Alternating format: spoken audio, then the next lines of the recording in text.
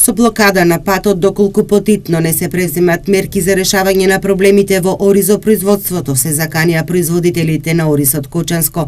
Велат состојбата е лоша, цената на оризот паѓа, не сакаме да мешаме политики, само бараме да се оствари ветеното. Наместо договорената цена од 50 денари за килограм бел ориз, оризот сега се продавал по 33 денари.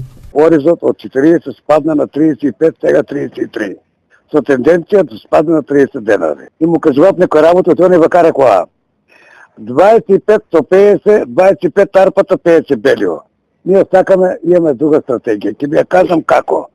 Ние не ќе да продаваме бел ориз, затоа што не се позиција на бел ориз. Ние се позиција на оризова арпа. И тука да ги работи депонираме, да се уведе семе, субвенционирање. Министерот не сакал да се сретне со нив, тврдат од Сдруженијето на оризопроизводители во Облешево. Барање официјално не доставиле, но велат дека од досегашните средби немало резултати. Не знае, ние во колку до понеделник не добиеме одговор од Министерството. Ние ќе спаднеме на пато. Што значи од понеделник ќе има блокада на пато, Корчани во Облешево.